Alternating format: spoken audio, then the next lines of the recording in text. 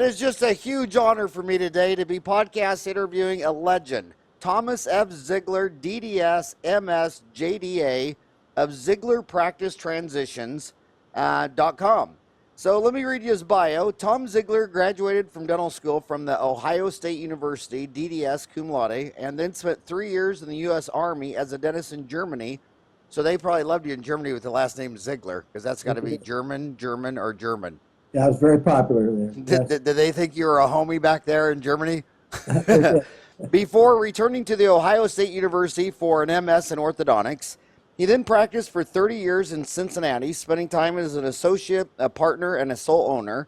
In 1994, he graduated from Salmon P. Chase School of Law at Northern Kentucky University, JD, and founded Ziegler Practice Transitions, an orthodontic practice transitions consulting firm that appraises orthodontic practices and negotiates and drafts the legal documents required for bringing in an associate, partner, or selling 100%.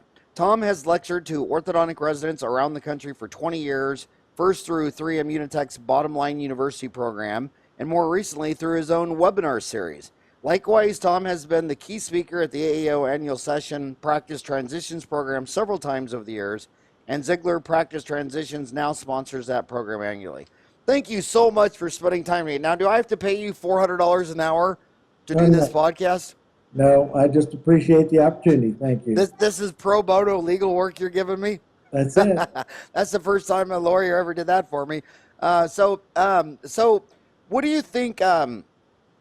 So a lot of dentists always have in these minds. I know you mostly do orthodontic practice transitions. You do a little general dentist, but they all have these rule of thumbs in their head. Like you'll hear them at the bar saying, "Well, you can sell your practice for 1 year's gross," and I'm like, okay, that's a little oversimplified. What is the appraisal process? Why do you need one? And is that something an orthodontist should always have done in the back of his mind and update every 5 years, or is this something you don't do until you're ready to pull the trigger? Well, it's not really necessary to do until you're ready to pull the trigger, but some people want to do it just to have it as part of their estate plan, so that they know the value in case something happens to them. But the single most important thing, the first thing, is getting an appraisal done of the practice, because you have to know what it's worth. As you said, at cocktail parties, people talk in generalities. You know, a practice should be worth 75% of gross or something similar. Well, if that means the average is 75%, that means there are as many for 50% of gross as there are 100% of gross. And if they want to just flip a coin and risk hundreds of thousands of dollars, that's sort of foolish. So I can tell you that I've appraised about 1,700 orthodontic practices over the last 20 years. Holy moly, that's amazing. That's a lot. And I can tell you some have been 50% of gross and some 100% of gross. And all of them were correct, because they're based on cash flow and other assets to determine what the value is. But if in the case of an orthodontic practice, if you want to look at something more important than gross or net to hang your hat on, look at the contracts receivable. That's the money to be billed in the future, for work to be done in the future on current active patients. If a seller, for example, has pre-collected fees, artificially increasing the gross, increasing the net, you could get a very wrong conclusion based on gross and net numbers if you didn't counterbalance that with the value of the contracts receivable. Because if somebody dips the straw into the soda too long, it increases gross and net while decreasing contracts receivable. It's the other end of the scale. So very important that you have someone who knows how to value a practice to come up with a number, and not just kind of pick one out of air or have your friend determine what your practice is worth. So you want to go into some more details on how you analyze the value of a practice? Yeah, the banks who are going to finance the sale are going to want to know certain financials about the practice, such as the practice tax returns for the last 3 years, the profit and loss statements for the last 3 years and year to date. And they're going to want to know certain other things about the practice, such as how many patients, active patients exist, phase 1, phase 2, or comprehensive. They want to know about the staff, how many staff you have, what are they being paid, what are their jobs. And the most important thing, I think, is an alphabetical list of every active patient. Everyone that's in braces, everyone that's in treatment is on that list, whether they're paid in full, whether they're paid in full up front, whether they still owe a lot of money, because that list is what the buyer is going to have to treat, and it's going to show the amount of money remaining to do that treatment. So all of those things are taken into account, in addition to inventories separate for each office, but inventories of dental supplies and instruments, regular office supplies, dental equipment, office furniture and equipment. These things all need to be listed, the big chunks. You don't have to put down paper clips or stamps, but the big chunks, and then approximately when they were purchased and the approximate price when purchased. You can usually find that from the depreciation schedule on the tax return. But any equipment that is still in service, still serviceable, would still retain approximately a 30% of original cost value, even though it's been depreciated off completely. So these are the factors that you look at, the elements that you want to have. We send a list to any seller who is wanting to get an appraisal done, making it easy to tick off what they need to send us. We also ask for personal information, where they went to school, when they graduated, these type of things, and that's pretty much how it goes. Also physical things, how many chairs in the office, and pictures of every room, front to back. We need to see that as well, as if we were standing right there. Which banks, is this a pretty niche financing deal? I mean, is there just like 2 or 3 banks that you mostly work with, or is this pretty much can go up in front of all your major banks? Well, it has been sort of a niche thing. Up until about 10 years ago, no banks really were involved in financing. It was really seller financing. Yeah, and then probably 10 years ago, Bank of America Practice Solutions was probably the first big bank to switch over from doing just dental to doing specifically orthodontic practices. Where are they out of? They're out of Columbus, Ohio. Columbus. Yeah, they're a division of Bank of America. And then one of their more recent spin-offs would be East West Bank out of Pasadena, California, which is comprised of a lot of people who used to be in Bank of America.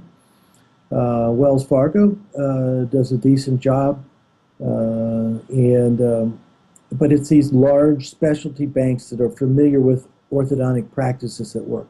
Your local bank is not really that good for it. You would think they would be, but they're not. Local banks are used to giving out automobile loans or house loans where there's actual tangible collateral. They can't wrap their head around, gee whiz, this orthodontic practice is selling for $1.5 million, yet the tangible equipment's worth about $150,000, $200 max. Why would I lend this kind of money, to somebody right out of school who's got $400,000 in debt? And the answer is because you know what the cash flow is of that practice. That practice, makes $700,000 a year. And after debt service, this guy out of school is going to have $600,000 to be paying off school debts. He's not going to be like an employee making $150 trying to pay off school debts. So can we talk some averages? Because I know my whole motto with Ortho Town and Dental Town and Hygiene Town was that nobody should have to practice alone anymore. So a lot of these people are wondering, where they fit in this ball. So when you talk about 3 years average tax returns, what is that?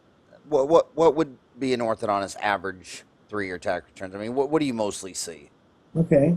Again, it depends on whether they're looking to take in an associate, because that's usually a younger guy, mid 40s, 50, wants to take in an associate leading to partnership. In those cases, those orthodontic practices are grossing a minimum of $1.5 million a year per doctor that work in the office, and up to $2 million in that range. That's a healthy range for somebody looking to take in a partner. On the other hand, if it's an older doc and he's getting ready to sell, turn over his practice and leave, stay just long enough to transition, you can see them as low as 600,000 to 800,000 to 900,000 a year, in that range. And some buyers feel better about that. Some buyers say, I'd rather take on a smaller practice and earn less stress while I'm just getting out of school. I don't know if I want to jump in and buy this guy's practice who's leaving that's worth $1.5 million, because that's a big engine for me to drive, So. And that deal would have more downside. Well, if you can't go in there and sell the same number of cases, close the cases, and work at that speed. I think you're right there, because it's easier to grow a $600,000 practice than it is to maintain one that's $1.5 million for most people. I agree with that. So when you're, I want to go back. I got a legend in front of me. I can't believe you've done this with 1,700 practices, but I want to go back in the day, history. So you and I, when we got out of school, we saw Orthodontic Centers of America. It was Lazarus out of St. Louis, and he got a big line of credit, and he was rolling up all these orthodontic practices. He was the only guy who ever made it to the New York Stock Exchange, Yeah. and then there was like a half dozen or a dozen on NASDAQ, and they all pretty much imploded and went away. Yeah. And then there was nothing for a decade, and now they're all back, your Heartlands and what have you. Is corporate, why do you think Orthodontic Centers of America went away, and were there any lessons from that that gives you any predictions about today's corporate? Because one of the concerns I have about it, well, just answer that first, and I'll. Well, I think Orthodontic Centers of America in the early days succeeded because it appealed to the sellers. Liquidity. Liquidity. Exactly. We'll buy your practice for some cash and some stock, and all you have to do is then work back for us until we find somebody to take over your practice, or sign up a 20% management fee agreement with us. Well, I won't say the orthodontists those days weren't mathematicians, but the reality of it is, if you sold your practice for $1 million and it was grossing $1 million, you were really thrilled. You thought, this is great, 1 times gross. Then you signed a $200,000 per year management fee contract, got very little for it. So in 5 short years, you gave all the money back. And this happened a lot, and that's what led to the lawsuits against and ultimately brought down OCA, was the fact that they weren't delivering on what they promised, as far as certain things. Now, that said, one advantage to those corporates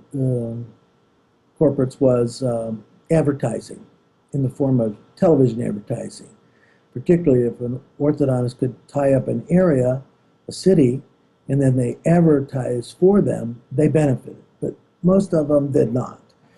Today, the difference is corporate is going after the buyers this time. They're going after people because they're going to sell this story. Oh my gosh, you poor thing, in school, you've got $400,000 in debt. You couldn't possibly afford to buy and go into more debt. Oh my gosh. So you'll have to come with us, because we're going to give you a good salary. We're going to pay you $150,000, $200,000 to work for us. And this sounds very appealing to someone who's made no money and somebody who has $400,000 in debt. And if they believe the myth that if I buy an existing practice, I'm adding more debt to my slate. We forget that buying a practice is not like buying a car or buying a house or something like this. It's buying into a business that's going to have its own cash flow. I can assure you that a practice that's valued properly will give the buyer more money even after debt service than they can earn from one of these corporate environments. But they're organized again. They play on fear. They can either start up their own practices, the business models, corporate models, or they can consolidate a bunch of small orthodontic practices in the area and combine it that way. But the typical model today is a nice, classy looking office, similar to what OCA started with, that concept. To attract people, good TV advertising, hire low wages, and I consider $150,000 for an orthodontist low wages, to run a practice. So it's two different things. It's sort of the same story, but it's two different fears. That's what I'm saying. So right now, for general dentists, there's now 35 large corporate dental big box chains. About 12 to 15% of the U.S. dental market, employing over 8,000 dentists, with about $6 billion in annual revenue. In the 2015 U.S. total dental market was $129 billion, with 955,000 employees and 175,000 locations. What's your predictions with these big box chains now, from your Heartlands, your Pacifics, your Aspens? Do you think they're going to go? Do you think their path is the same way as OCA and all the ones traded on NASDAQ? Or do you think it's different this time? I think the part that's a little different this time, and particularly where general dentistry is concerned, if you pay a general dentist well enough, or pay them on a percentage of their production, that is sort of like being an owner for general dentistry because of the overhead. Let's say if I was a general dentist and I set up my own office and all the chairs I wanted, the staff I wanted, and everything like that, I'm kind of hard-pressed to make more than about 35 to 40% of my collections. The rest is overhead.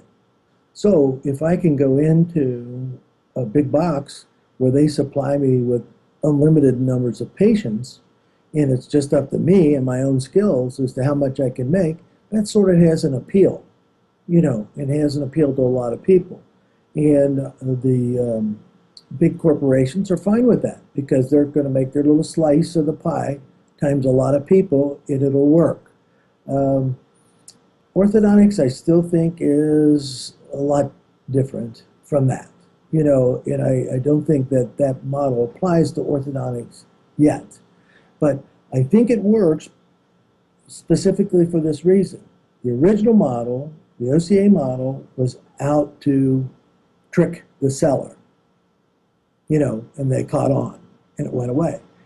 This model,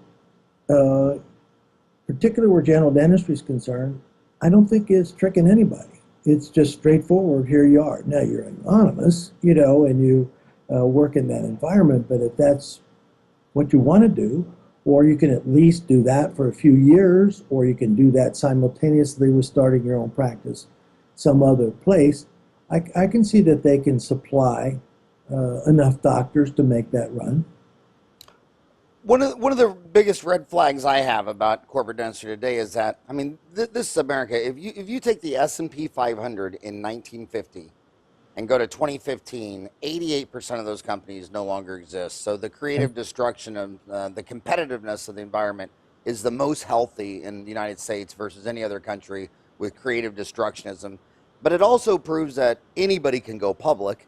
And I don't see any of these big boxes being able to do an IPO on NASDAQ. If you had a growing company that was expanding in internally generated cash flow net income, and you were building with your own profits, opening up de novo stores, they would all take you public. And not one of those 35 big boxes has been able to go public. It seems like all they've been able to do is get a big line of credit and go out and provide liquidity to all the big box individuals who can't sell a $2 or $4 million practice, and it seems like their sales has increased with their debt sheet. And when you look at, okay, every time you grow $1 million in sales, you might be adding another $1 million in debt. I mean, is it a red flag to you that you don't see any of them trading on NASDAQ or the New York Stock Exchange? Well, even if they did, I wouldn't buy their stock. You know, so it is. It's a double-edged sword. If you have a really good company and it's very, very profitable, and you can run it any way you want, you don't necessarily want to go public with it. You know, why not hold it yourself? You know, if on the other hand, you have a growing concern that you can sell to other investors and go public with it, and then hopefully sell the stock later on for a big profit. You know, that's the American dream, you know. But unless you're Phil Mickelson, you know, and you get insider trading and do it too early, you know. But the object is to do that. But I think the analysis is what you're saying. It's a little sketchy, you know, as to how it's going to really hold up, you know, and what some may survive, but I don't think it's going to be the future of dentistry by any means. It'll be a segment. Yeah, and I think the analogy to Walgreens is laughable because, you know, a dental office supplies is 4 to 6%. When we were little, the pharmacist, the pills was 80% of their cost. So it just made total sense to roll up all those pharmacists to go back and muscle these billion-dollar pharmaceutical companies like Merck and Pfizer and Johnson & Johnson.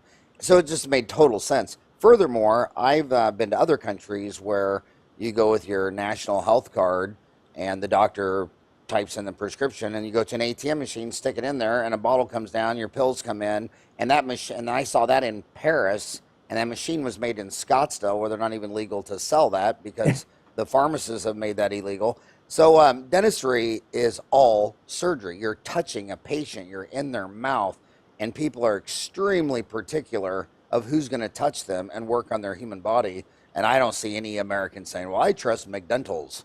I'm just, you know, I'm always Phil Best at McDentals. They always name the doctor, and they've also all gone through a half dozen dentists and orthodontists by the time they're 65 years old. Well, you do, we just started mentioning for the first time the patient. Now, the patient is a big factor in this, you know, and patients do specifically, you know, attach to their doctor. You know, they want that. And I'd say the majority of doctors want that too with the patients. You know, when you look at these sellers who've practiced for a long time, their biggest concern is not how much money necessarily they're going to get for their practice. Are they going to get the right person that's going to treat their people right? That is so awesome. It is it. That is awesome. That's their main concern. Are these people going to treat their people well and be nice to them? And that's the biggest thing. So I think in the United States that's still the number one thing. I mean, it's still not a united or national health care. It's not, you know, even though they try to make the payments that way and everything like that. It's still an individual, personality-driven service. You know, every time I'm in an airplane, I always tell the person next to me, I just start laughing and say, okay, I'm a dentist. I want to hear your whole dental experience life story, because I'm trying to figure out if you're born and raised in the same zip code, have you only seen one dentist, you know, blah blah. But it seems like everybody had to go to but before they're 65, moved around to a half dozen different dentists because they weren't happy with the work or this or that. It's such a touchy feely, emotional, private decision. I don't think it's a commodity. That's why I never opened up a chain of dental offices, because I didn't see the location, marketing, and efficient buying of supplies to be the unique selling proposition. I always thought the unique selling proposition was the dentist provider. That was where all the value was, and you can't stamp that out on an assembly line.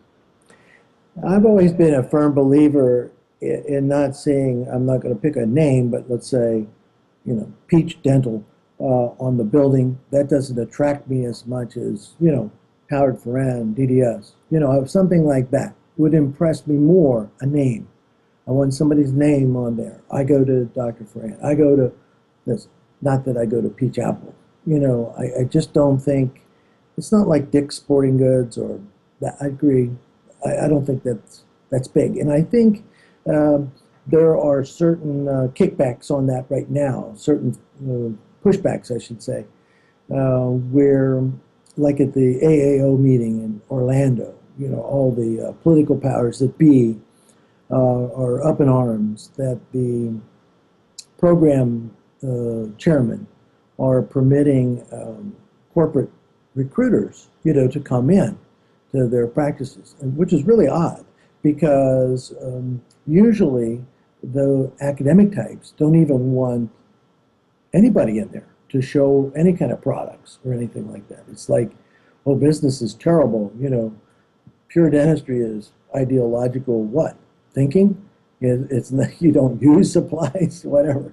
But it's crazy. And yet they'll bring in these corporate recruiters. I'm thinking, wow, that's a real change. Here you're going to let the fox in the hen house, sort of, But there's a lot of objection to that method of delivery. Well, wasn't it Adam Smith, when he wrote The Wealth of Nations in 1776, said that when two men join, they're conspiring against the masses and unfair trade practices. I want to say one thing that I was thought Orthodontic Centers of America, or should we just say Lazarus? I mean, that was his brainchild. I thought the one thing he did genius, which I'm so surprised that I never see anyone else doing, was, when you go get a mani-pedi, if you walked in there and they said, okay, well, if you want a mani-pedi, it's $100 and you get it done every month. And so every year it's $1,200, and I'm going to sell you a 2-year contract for $2,400. I need 1/3 down. Then I'm going to go to Care Credit and finance the back third. You'd say, whoa, you're crazy. You don't have any costs. It's the same as orthodontics. Yeah. And Lazarus was out there saying, $0 down, 0% interest, no, everyone's financing accepted. And a gazillion poor moms flock to their offices with these people. And then I see these orthodontists who, you look at their cost structure and it's like, well, if I'm in ortho for 2 years, I mean, why do I have to pay you 1/3 down? You're not incurring 1/3 of your cost. And why do I need to finance the back half? Because you're not prepaying your rent, mortgage, equipment, build out computer, insurance, supplies, labor, assistance, electricity. It's when you buy a car from GM, they need 30,000 because they had to go out and buy 30,000 parts and assemble a car. So when they sell it to Thomas Ziegler, they need their money to go pay their suppliers. But orthodontists finance invisible costs that aren't incurred until the future. And I just would, if I was an orthodontist, my God, I'd have radio ads and a billboard, $0 down, 0% financing, nobody denied. Because once they come in and they paid $249 a month for, say, 30 months, once they give you $249, all you got to do is take a pano for $1, a Ceph for $1, and put on brackets for $100. And when they're wired up, they're not going anywhere. And OCA didn't even have a 1% of their patients drop out of that plan because you're banded up with a bunch of hardwire in your mouth. What did you think? What do you think of what I just said? Well, I agree. I think Casper just definitely hit it on the head. He hit it, make it affordable to the masses, and then advertise to the masses. TV advertising and zero down is what made the patients flock to OCA. And you don't see any orthodontists doing that. I mean, why would they? I mean, those guys made it to... You see some, but they don't advertise as much. They'll just do it. When the patient comes in, to get the patient, if the patient's resistant, they reduce the initial payment and spread out the monthly payments to a 0 and 30-month plan. But if you're going to do it, it's better to let people know it on the outside to bring them in. I know. Person once they got there. That's sort of backwards.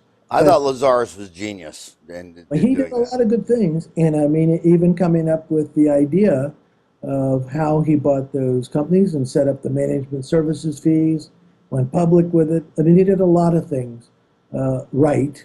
So, I mean, my hat's off to him. You got to give him credit for that. But as far as what can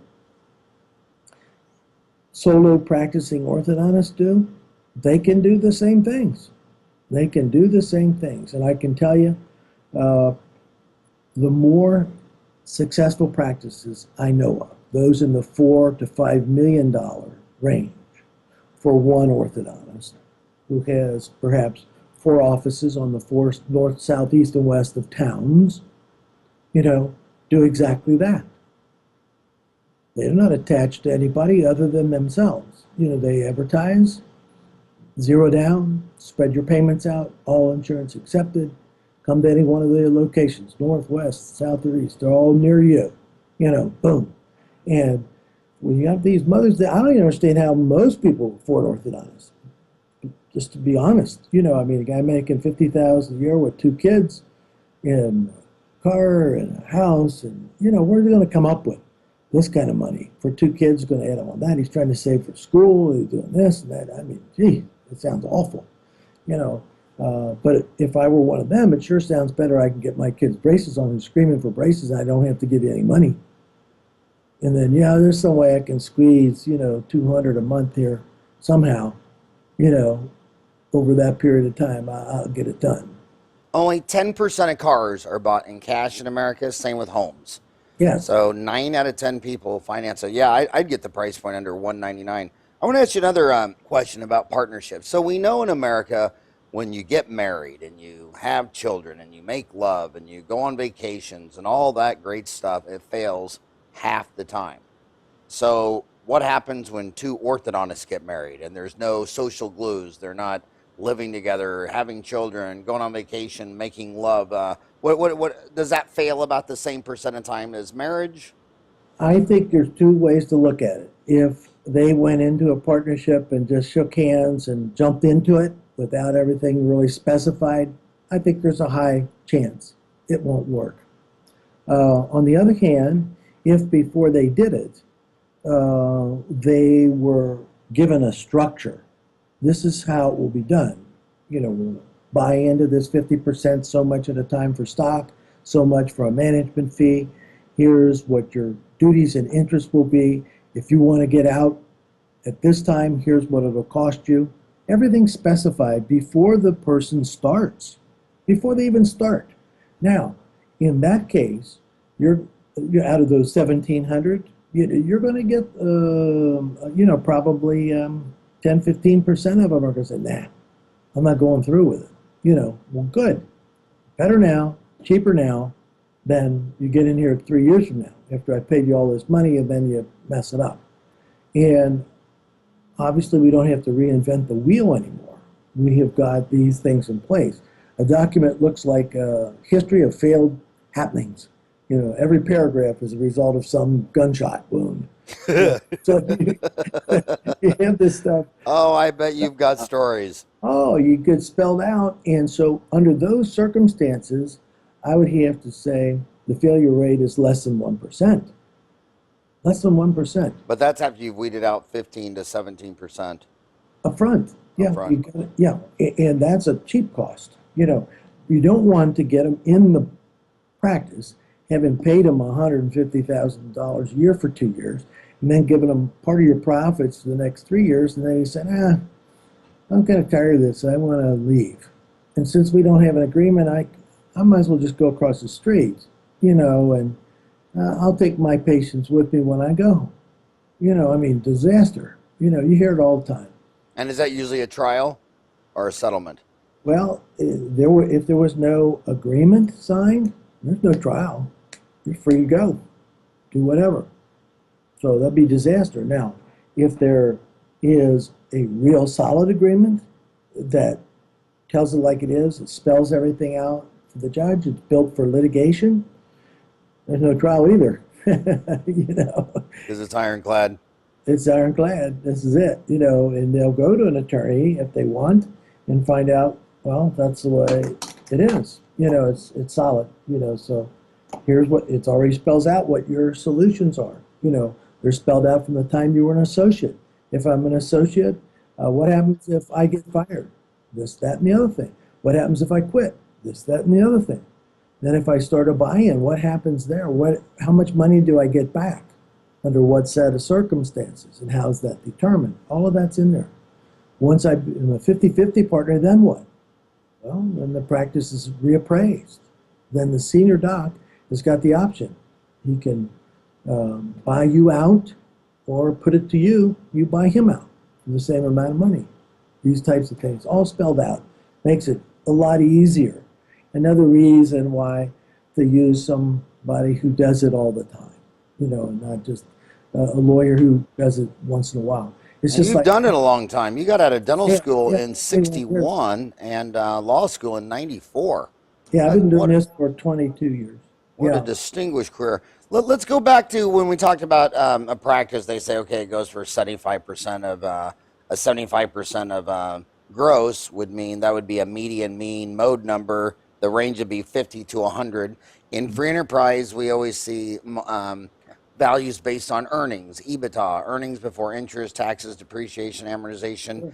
yeah. What generally is the difference between a 50% or 100%? Is it overhead? Is it a function of net income? Does overhead? Two things, yeah. One is overhead. One is the size. Let's say you have a practice that's just grossing 500,000.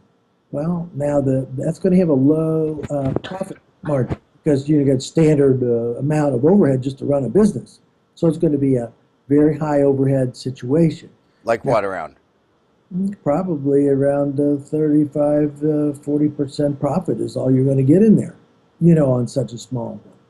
Now, if you're looking at EBITDA, earnings before taxes and depreciation and amortization, we call it adjusted net income.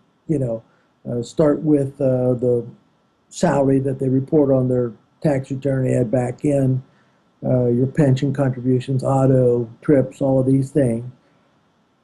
And their spouse who pretends to work there? Yeah, all these things, of course, yes, they are, but it's not the IRS. We just want to know what the buyer is going to actually have available to them. That's Right. what we want to know. And practice will not sell for more than 2 times that adjusted net income. Now, interestingly enough, the corporate models say, well, we're going to give you 5 or 6 times EBITDA. Well, that sounds great because anybody goes to cocktail parties and talks, they know that the practice can't sell for more than 2 times the adjusted net income, or the buyer can't afford it. There's no cash flow there to pay the debt service and still have money to live on. So, well, EBITDA is EBITDA shmebida, because you talk to the corporate recruiters, you find out what they mean by earnings, the E. The E, oh, well, we're going to take earnings and then we're going to subtract from the earnings what we think an orthodontist should make in this practice, $350,000. Then we're going to subtract out our fees, 10, 15%. Then we're going to come, that's earnings. And then we'll, calculate it in. Well, it's earnings less their fees and expenses. So it ends up being that probably 5 to 6 times EBITDA is about 2 times adjusted net income, what it boils down to. But as far as there's basically these things that are important in calculating the price. One is gross income, as you mentioned, the percentage of it. Another is net income, the percentage of it, 1.7 to 2. Another is adjusted net income, 1.5 for goodwill, 1.5 times earnings for goodwill. The rest would be the fair market value of the tangible equipment. That's a general dental method. General dentistry, they got tangible equipment. They don't have contracts receivable or anything like that. I got equipment. Come look at my nice chair. Come look at all this fancy equipment I have. It's worth X. I made this amount of money last year. My net was here. 1.5 times that's going to be goodwill. We'll add in this other stuff. That's a price. That's a method. But the fourth method is looking at the total contract balances. This is for orthodontics. It's the only one got it. Nobody else. No general dentistry, no endo, nobody. You got total contract balance, subtract out the AR, or accounts receivable past due, over 60 days. Subtract them out. What you got left is what we call contracts receivable. Monies to be billed in the future, for work to be done in the future on current active patients. I can tell you by doing a spreadsheet, if this practice charged 25% down, balanced over 24 months. After 24 months, you're going to see that the gross collections in the upper left, and you're going to see these contracts receivable in the lower right. These contracts receivable in the lower right will be 70% of these collections in the upper left. And it will continue on like that into the future, month after month after month. And you can calculate, anybody can calculate it using an Excel spreadsheet. Just use the same number of starts per month, pick 25, that's normal, average. 25 is average starts. Yeah. And is that for that? Is that for that 40 to 50-year-old kingpin, or is that for that 65-year-old phasing out? Yeah, I'd say the average guy just not trying to kill himself. Okay, it's 25. You get some crazies in there starting 100 a month, but I'm saying the guy who wants to do $1.2 million, 100 grand a month, he's just going to start 25 a month, every month. He's going to charge $5,000 to $6,000 for his cases. Pick a number, use that for all of them. Just put 25% down, like $1,500, then charge the rest as it goes on the spreadsheet. And you'll see you have to run it for the whole 24 months. But at the end of 24 months, if you see that practice grossed $1 million, you'll find in that lower right column the contracts receivable are $700,000. Boom. Question. Like at Southern Cal, remember when the resident asked me the first time, how do I know if the seller hasn't pre-collected too much of the fee, leaving me not enough money to do the work? Brilliant, I say. Brilliant. Of course that's what you should be looking at, And so then I told him, here's how you do it. This is the shorthand method. Longhand method would be, oh my God, go through 800 active patients, patient by patient, see what they were charged, what they paid, see how their treatment lining up with that 24-month plan. Killer. Hard to do, but accurate, because it would include every single person that was paid ahead, paid in full, still in treatment, everything. But the shorthand method really works. You can tell that guy's taking too much money. Now, certain sellers have to be taught this reality. If you are trying to sell your practice for $1 million and it only has $300,000 worth of contracts receivable left, you know what you did? You collected them faster than that. You artificially collected money ahead of time. You have been, in fact, paid part of the purchase price. You're going to get full value for your practice. You're going to get 100% of what it's worth. It's just that you collected a portion of it ahead of time, and what's left is what the buyer has to pay you for the balance of the thing. See, there has to be that adjustment. So that's one thing that separates out orthodontic practices from the rest. And you have to look at all of those things because they're all connected in a way, aren't they? Yes. And so you just have to be aware of what you're looking at.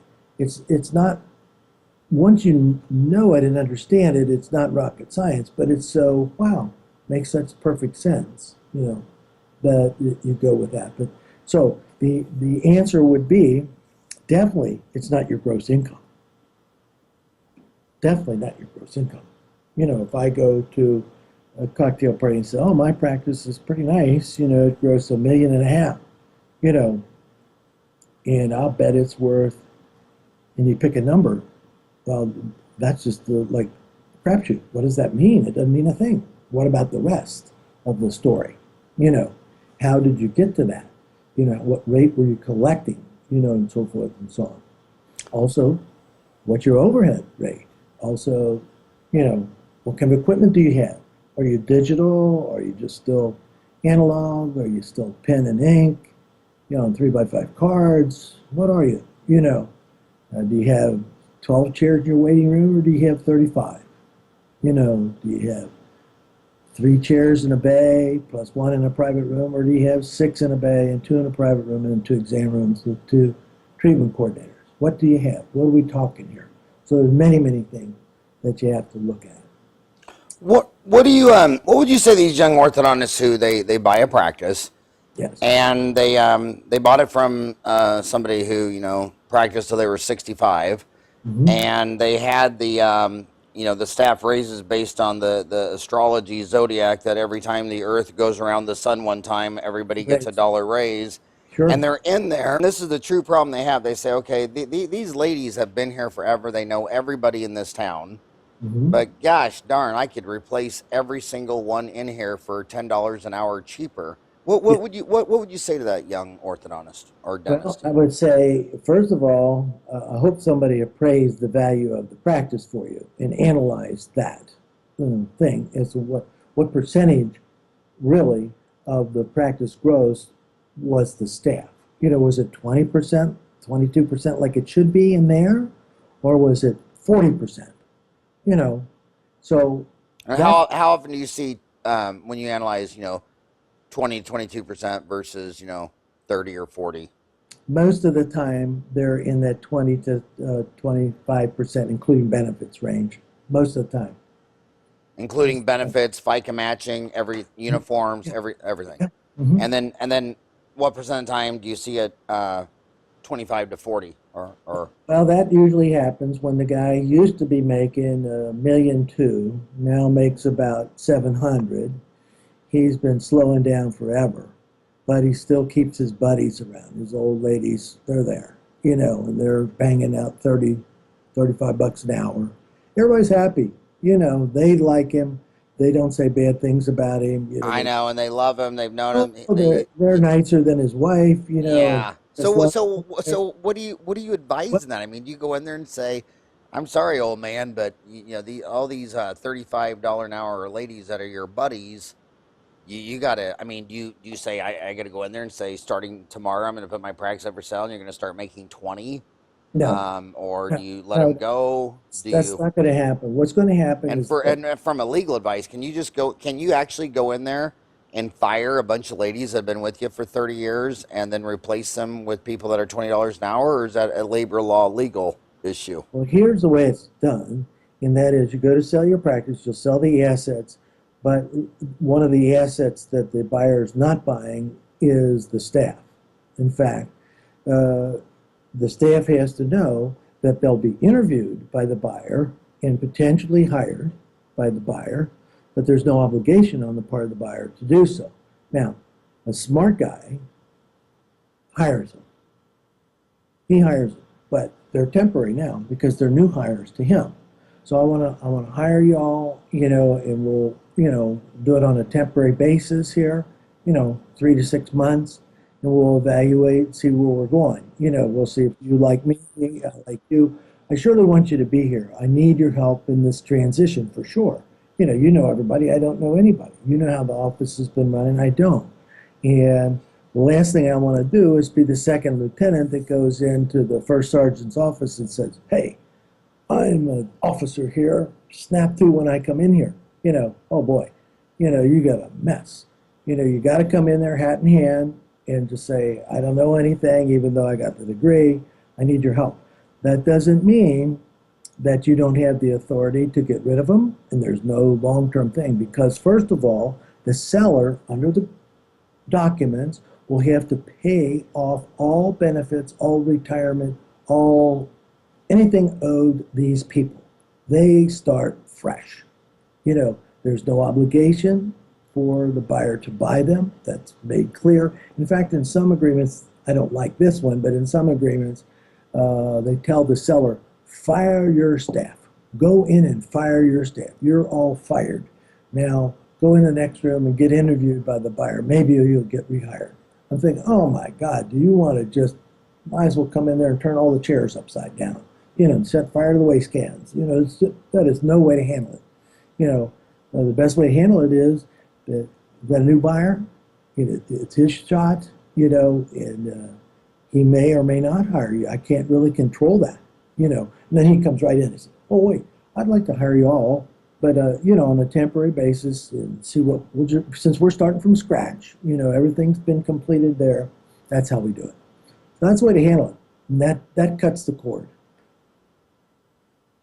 Labor is usually the best issue. I also want to ask you, you've been doing this for many, many years. When you're interviewing a young orthodontist out of school, the first thing they're thinking about is, my God, I piled up 350 in undergrad. I had another 100 in ortho school. A lot of more and more have a spouse who's from dental school. You see that more and more common, Yeah. and he or she's another 350 in debt. And a lot of them don't want to pick up the phone and call you or start looking because they're just afraid. I got too much debt. What would you say to that kid?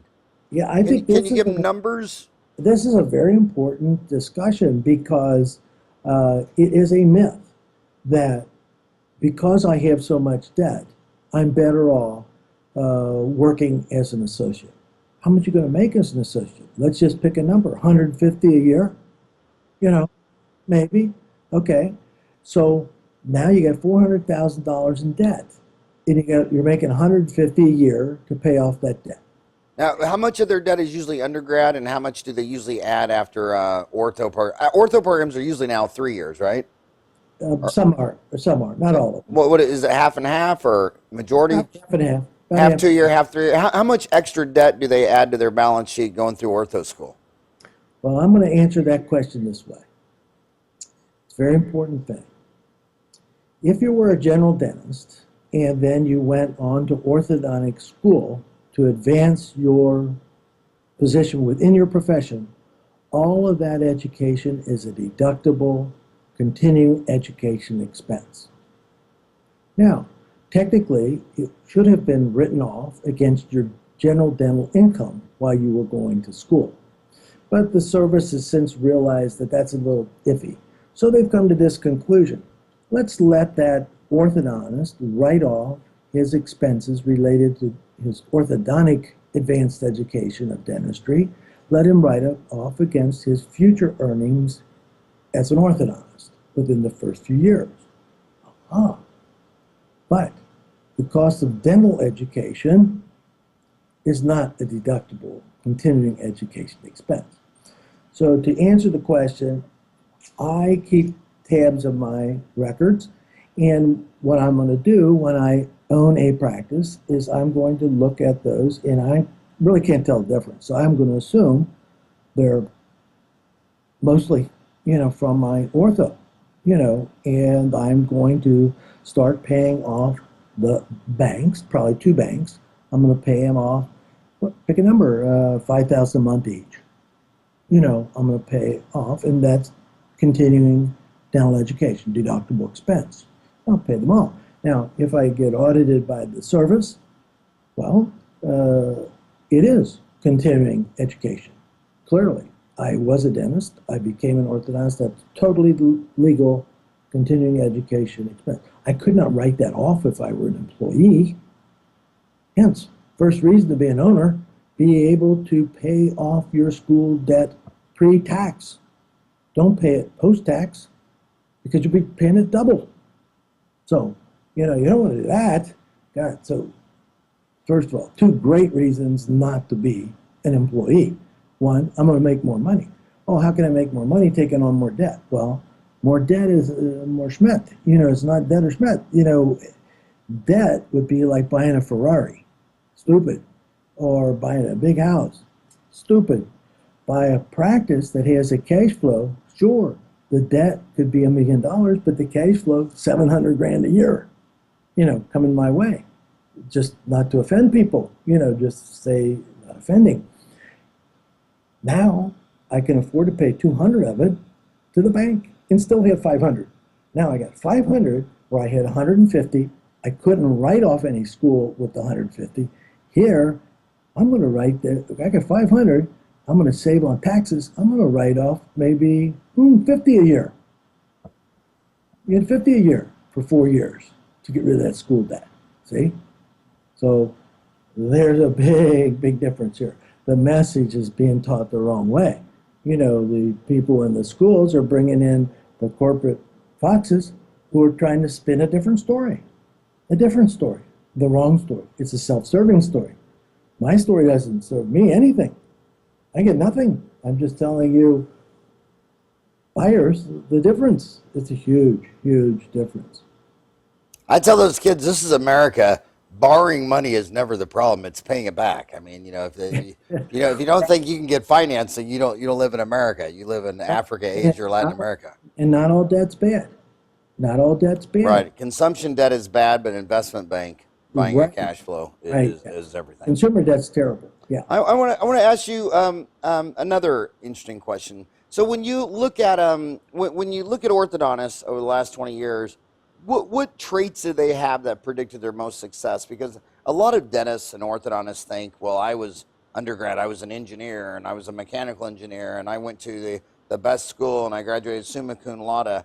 And then a lot of business people are saying, yeah, but do you have pizzazz? Are you a people person? Are you a leader? What do you see as the bigger predictor of success? The technical skills or the soft skills in leadership and marketing? I definitely believe personality is the biggest thing.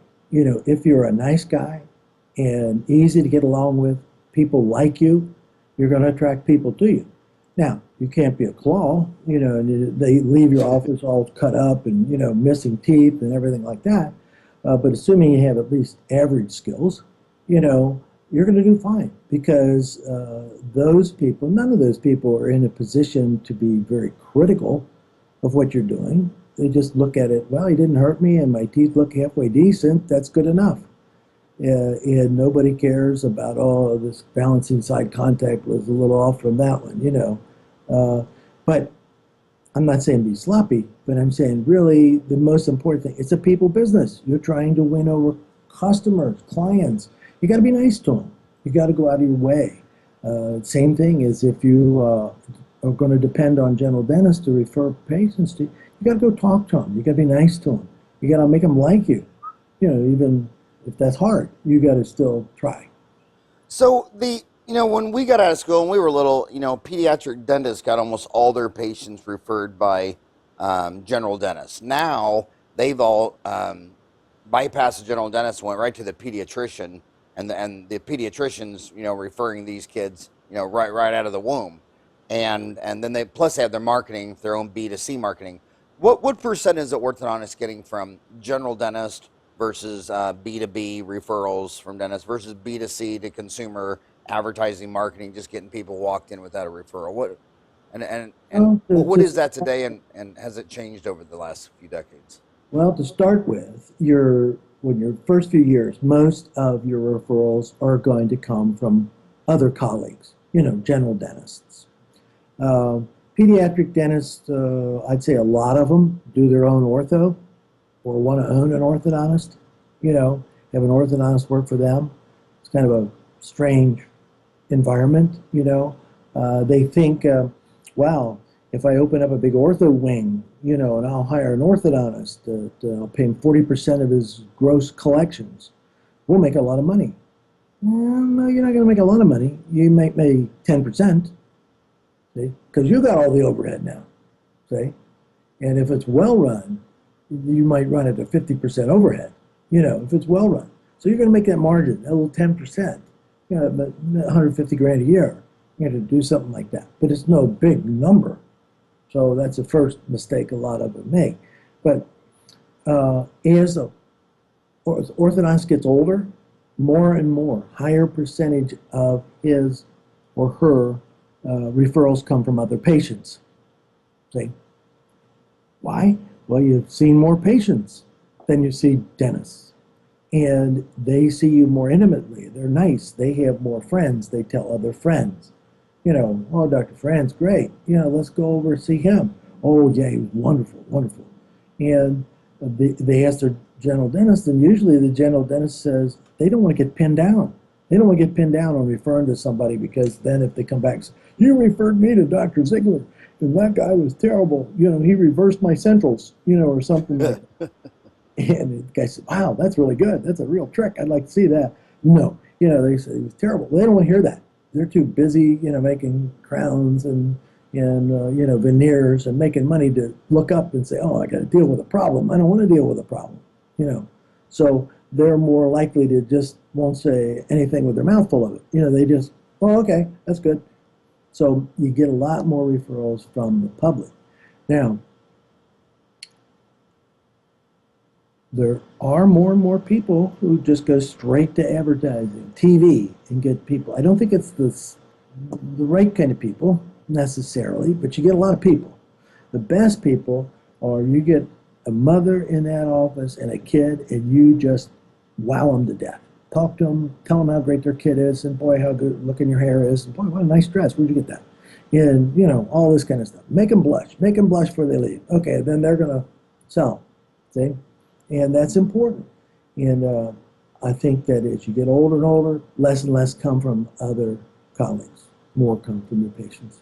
So it seems like with orthodontists, you see a big spread of what percent of total revenue they spend in marketing. Some orthodontists just don't spend, you just don't ever see their name pop up ever. And then other ones are everywhere, including billboards, TV, radio. What is the spread of advertising expense that you see with orthodontists? And does it usually one-to-one correlate with production and net income, or not always?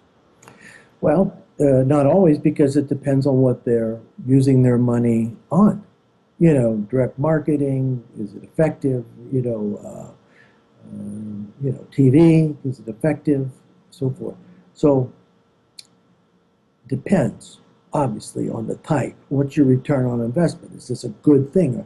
You know, do some research, follow up with these things. How many people have called you up that said, "Oh, I saw you, in Orthotown," or "This, you did an article for Orthotown." So you keep getting that, and you start making a hit that this is a good thing, Whereas the Yellow Pages, I haven't heard anybody say, "I saw your name in the Yellow Pages" in 100 years, So, and then guys still buy these big blocks and so forth. So I think the number one thing is, if you were to take, if you wanted to really be aggressive, and you say, "I'm going to really drive this thing, I'm going to take 10% of my gross."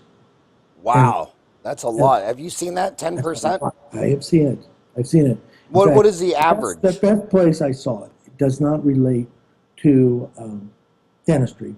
It relates to a good friend of mine who was a friend of mine in law school. And he was a younger guy than I, but we were in the same class. But he was always a sharp guy, thought things that most people don't think. And it started because he grew up working as an undertaker's assistant. Then he went to embalming school. Then he did all these things. And I went to his funerals. He was great. He was a funeral director. He had a really good business. Well, he went to law school. He was great there. And he decided he wanted to go into bankruptcy. Going to do bankruptcy, just the lower elements of society and so forth.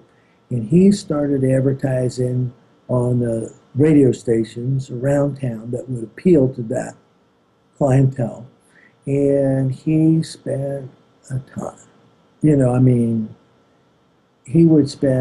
started out spending $10,000 a month, just right out of school. He had some savings from being a funeral director. Just let's go for it, And he couldn't be busier. In fact, he is the busiest bankruptcy attorney in 3 counties around Cincinnati.